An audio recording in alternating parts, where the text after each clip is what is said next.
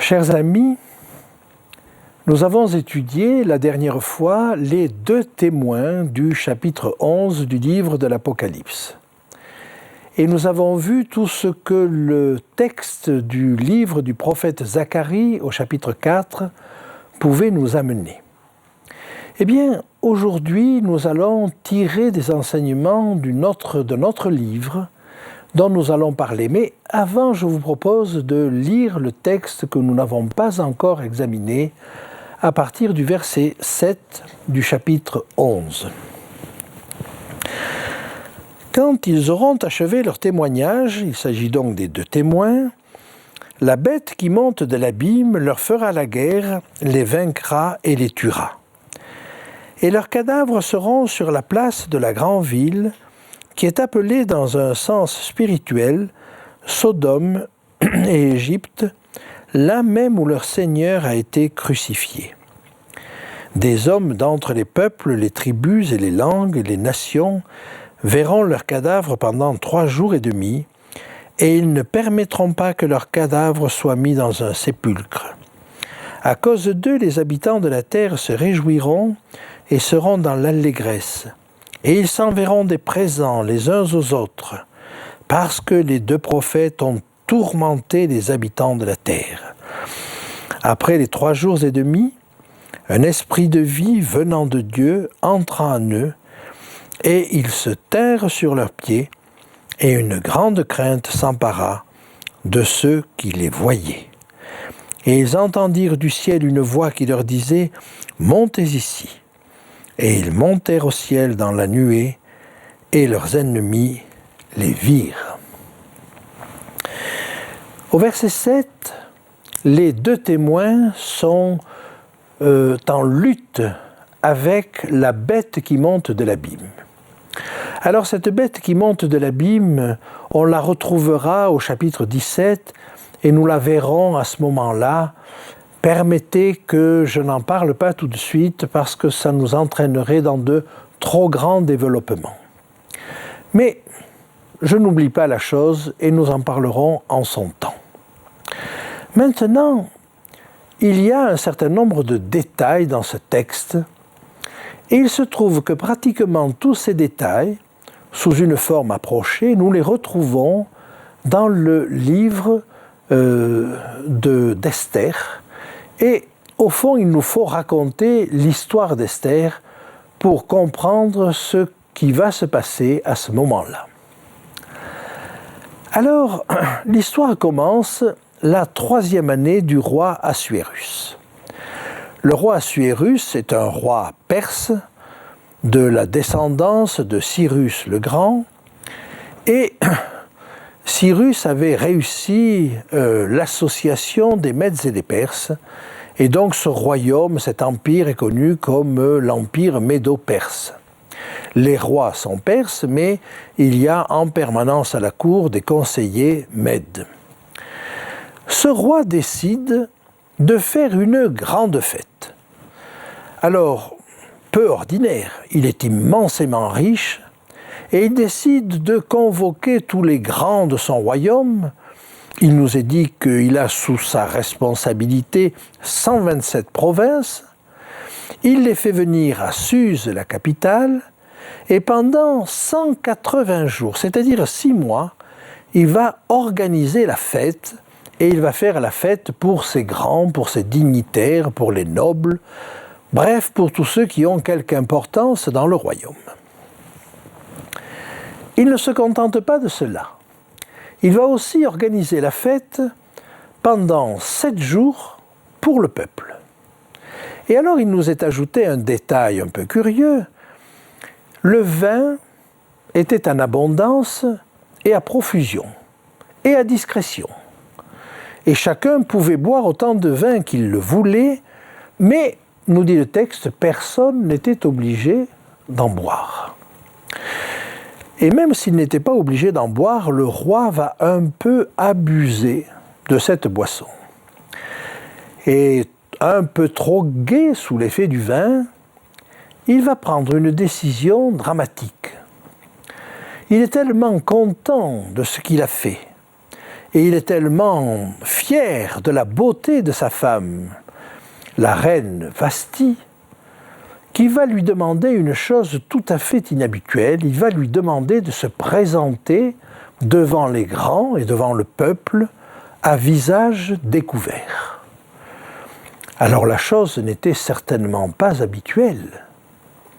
Et la reine Vasti se sent choquée et en colère. Elle se sent humiliée et elle va refuser. Une fois que Assuérus est revenu de son vin, il décide avec ses anciens et ses conseillers de prendre une décision. Que faut-il faire à la reine Vasti ? Évidemment, le roi lui a demandé quelque chose d'inhabituel, mais elle aurait dû obéir. Et par conséquent, il faut sévir puisqu'elle n'a pas obéi. Alors les conseillers conseillent au roi de prendre un édit selon lequel la reine Vasti ne paraîtra plus jamais devant le roi. Mais le roi aimait Vasti. Et au bout d'un mois, il se trouve un petit peu en peine d'avoir édité cet édit. Alors il demande de nouveaux conseils. Que faut-il faire ? Le problème, c'est que dans la loi des Mèdes et des Perses, on ne peut jamais revenir sur un décret qui a été pris. On est obligé de le garder tel quel. Il ne peut donc pas revenir sur le décret qui éloignait Vasti. Alors les bons conseillers vont lui dire, eh bien écoutez, qu'on organise dans tout le pays des concours de beauté, qu'on sélectionne les plus belles jeunes filles, et puis qu'elles passent des mois à se farder, à s'apprêter, et puis elles passeront chacune à son tour devant le roi, et le roi pourra choisir sa reine. Et ainsi fut fait.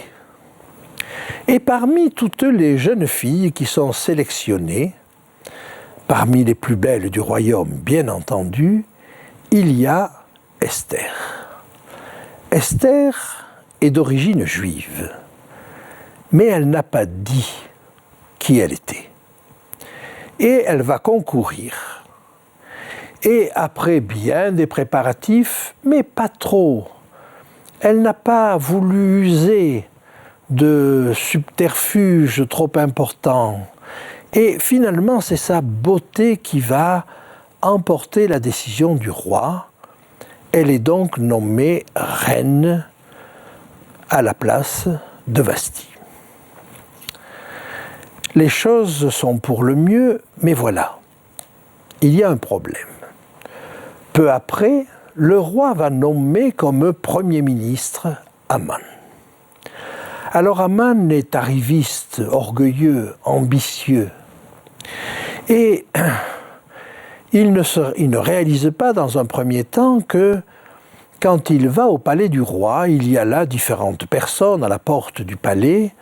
Bien sûr, tout le monde se prosterne cérémonieusement devant lui, sauf un. Et comme il y a toujours des personnes prêtes à semer la zizanie partout, il y a des personnes qui soulignent à Aman qu'il y a quelqu'un qui ne s'agenouille pas devant lui, qui ne se prosterne pas devant lui. Et cet homme, c'est Mardochée. Mardochée n'est autre que le cousin d'Esther. C'est le cousin, mais c'est aussi celui qui l'a élevé. Et donc, il est à la porte du palais parce que chaque jour, il essaie d'avoir des nouvelles d'Esther. Et il essaie de lui faire passer des nouvelles. Et chaque fois qu'Aman rentre au palais, maintenant il remarque que Mardochée ne s'agenouille pas devant lui. Alors, il décide de sévir, mais il ne va pas s'en prendre directement à Mardochée. Il va en parler aux uns et aux autres, et il va décider de faire signer au roi un décret de mort vis-à-vis de tous les Juifs. Mais comment emporter la décision du roi ? Est-ce que le roi va accepter de supprimer comme ça une partie de la population dont il a la responsabilité et qui est répartie partout. Alors Haman va trouver un argument de poids. Il va offrir au roi 10 000 talents d'argent. C'est d'abord dire la richesse d'Haman, mais voyez la cupidité. La cupidité d'un roi qui par ailleurs est très riche, mais qui n'en a jamais assez, va faire qu'il va céder à la pression d'Haman. Et le roi va donner un édit. Le roi va signer cet édit. Et cet édit dit que le 13e jour du 12e mois, il va y avoir la possibilité pour tous, non seulement de tuer les Juifs, mais de piller leurs biens. Évidemment, dans tous les endroits où arrive la nouvelle, c'est la catastrophe pour les Juifs. Il y a des pleurs, il y a de la tristesse. Et comme les 2 témoins qui nous sont cités ici se revêtent de sacs, et ils prennent le sac et la cendre. C'est dans la tristesse qu'ils vont exister. Alors évidemment, Mardochée souhaite donner la nouvelle à Esther. Et non seulement il va donner la nouvelle à Esther, mais il va dire à Esther, à la place où tu es, fais quelque chose. Mais Esther dit, mais le roi ne m'a pas invité. Ça fait 1 mois que je n'ai pas été appelée. Comment faire? Est-ce que je peux aller me présenter devant lui? Et Mardochée lui dit, mais qui sait si ça n'est pas pour une occasion comme celle-là que tu es arrivée à la position de reine, et ne crois pas que tu vas échapper seule. Si tous les Juifs meurent, toi aussi tu mourras. Alors Esther prend son courage à 2 mains. Elle dit, je vais me présenter devant le roi. Mais il y avait une loi très sévère chez les Mèdes et les Perses. Et cette loi disait que si quelqu'un se présentait devant le roi sans y avoir été invité, il était immédiatement puni de mort, sauf si le roi lui tendait son sceptre. Et c'est ce que va faire Esther. Elle va tenter le coup, elle va essayer de rentrer dans la salle du trône et voir si le roi la reçoit. Et le roi est tout heureux de retrouver Esther. Et il lui tend son sceptre. Et il lui fait des propositions extraordinaires. Il lui dit, « Reine Esther, que veux-tu? Qu'y a-t-il » Et la reine Esther sait se faire attendre. Elle va dire au roi, « Ô roi, viens au repas que j'ai préparé pour toi, et viens-y avec Haman. » Et le roi va s'y rendre avec Haman. Une fois que le roi et Haman se rendent auprès de la reine, Haman est très content. Il comprend qu'il a une position exceptionnelle. Il est le seul à être invité avec le roi dans les appartements de la reine. Alors il est joyeux, seulement cette joie est ternie par le fait qu'à la porte du palais, il va encore trouver Mardochée qui ne s'incline pas devant lui. Oh, Mardochée ne le maltraite pas, simplement quand Haman passe, il ne bouge pas. Mais le fait de ne pas bouger, de ne pas se répandre en courbettes, est une chose qui lui est insupportable. Alors il en parle à ses proches, à sa femme. Et ses amis, ses proches lui disent « Mais écoute, fais dresser un bûcher pour Mardochée et on va voir ce qu'on va voir. Et dès que le repas sera fini, tu vas demander au roi qu'on y pende Mardochée. » Et donc, le roi et Haman se rendent au repas qu'Esther leur a promis. À ce premier repas, le roi repose sa question, « Reine Esther, Qu'est-ce qui te ferait plaisir? Que veux-tu? Si ce serait la moitié de mon royaume, je te l'accorderai. »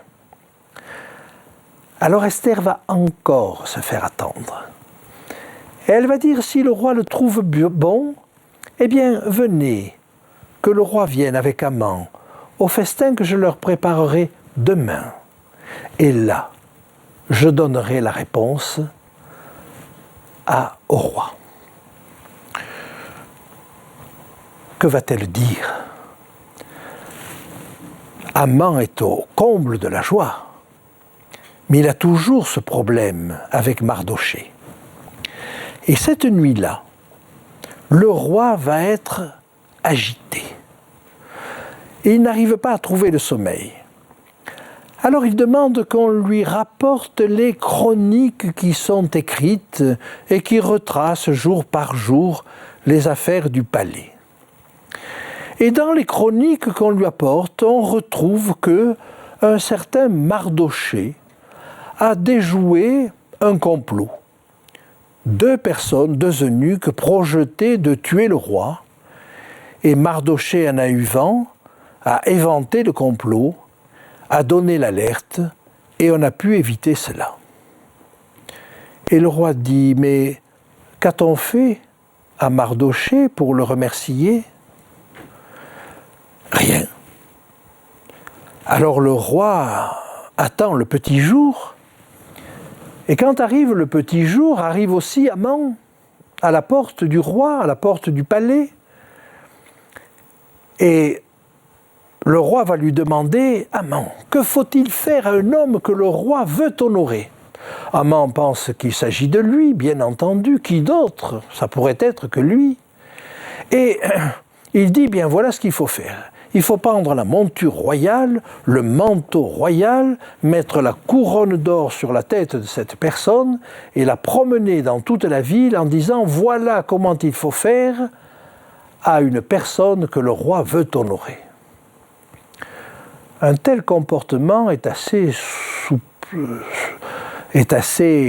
difficile à comprendre s'il n'y a pas dans l'esprit d'Haman l'idée de prendre le pouvoir. Parce que prendre la monture royale, le manteau royal et la couronne royale, quoi de plus simple avec ça que de faire un coup d'État? Et donc, certainement, Haman a une idée derrière la tête. Mais voilà, il ne s'agit pas de lui. Le roi dit très bien, eh bien, tu vas faire ça pour Mardochée. Alors je crois que là, Haman se liquéfie. Et il va être obligé de faire ce qu'il a cru faire pour lui. Et il va prendre le manteau, la couronne, la monture, et promener Mardochée dans toute la ville de Suse en disant « Voilà comment on fait à l'homme que le roi veut honorer. » Et quand Haman rentre chez lui, il comprend que la cause est perdue. Et ses amis lui disent « Tu as commencé à tomber devant Mardochée, tu tomberas jusqu'au bout. » Alors, Haman revient quand même le lendemain à l'invitation d'Esther. Et à cette invitation, le roi lui demande « Mais qu'y a-t-il, Esther, que veux-tu » Et Esther dit « Roi, je demande simplement la vie. » La vie? Mais oui, Haman qui est là, a signé avec ton accord un arrêt de mort vis-à-vis de tous les Juifs. Comment verrai-je la disparition de mon peuple? Et elle reconnaît qu'elle est juive. Elle reconnaît qu'elle va mourir. Alors, le roi est atterré. Il a signé de sa propre main la mort de sa propre épouse, celle qu'il aime. Et là, il commence à entrer en fureur contre Haman. Il part se promener un petit peu dans les jardins du palais. À ce moment-là, Haman en profite pour se précipiter vers la reine et demander grâce. Et au moment où le roi rentre, il voit Haman suppliant la reine, mais il croit qu'il veut lui faire violence. À ce moment-là, le sort d'Haman est arrêté. Et Haman va être pendu au bûcher qu'il avait fabriqué pour y pendre Mardochée. Et là, inversement de tendance. il va nommer Mardochée Premier ministre à la place d'Aman. Mais comment faire? On ne peut pas annuler le décret. Alors ils vont écrire un autre décret, signé du sceau royal, où ils vont dire que les Juifs ont le droit de se défendre. Et partout où arrive la nouvelle, c'est la liesse parmi les Juifs. C'est des festivités. Le texte nous dit même quelque chose à la fin du chapitre 8, que nous allons lire ensemble si vous voulez bien. Dans chaque province et dans chaque ville, partout où arrivait l'ordre du roi et son édit, il y eut parmi les Juifs de la joie et de l'allégresse, des festins et des fêtes, et beaucoup de gens d'entre les peuples du pays se firent juifs, car la crainte des Juifs les avait saisis. Il y a des conversions au peuple de Dieu. Eh bien, nous avons là un exemple extraordinaire de ce qui va se passer à la fin. Alors que le peuple est menacé de mort, qu'il y a un décret de mort contre le peuple, ce décret de mort, finalement, ne sera pas appliqué. Et non seulement il ne sera pas appliqué, mais des personnes vont se convertir au tout dernier moment. Et c'est ce que nous avons vu. Alors que les personnes se réjouissaient et s'envoyaient des cadeaux, la tendance va s'inverser. Je puis vous dire que dans le cas des amis de Daniel, ça a été la même chose. Ils ont subi un décret de mort, celui d'être jetés dans la fournaise ardente. Et au dernier moment, mais au moment où ils étaient dans la fournaise, Dieu les a secourus. Du temps d'Esther, ce fut la même chose. Le peuple de Dieu était menacé d'extermination. Et au dernier moment, Dieu a porté sa main et d'autres se sont convertis. Eh bien, à la fin, tout à fait à la fin, le peuple de Dieu sera sous le coup d'un décret de mort. Vous trouvez cela au chapitre 13. Tous ceux qui n'adoreraient pas la bête et son image seraient punis de mort. Mais ce décret, finalement, ne sera pas appliqué. Et c'est le peuple de Dieu qui triomphera, non pas les armes à la main, mais la parole de Dieu à la main et la joie au cœur à cause de la délivrance. C'est cette joie que je nous souhaite à tous. Et c'est cette fermeté que je souhaite à chacun d'entre nous. C'est au moment où il semble que les choses sont le plus désespérées que Dieu intervient, pour autant qu'on reste fidèle, comme l'a été Mardochée, comme l'a été Esther, comme l'ont été les 3 amis de Daniel, et comme le sera le peuple de Dieu à la fin des temps.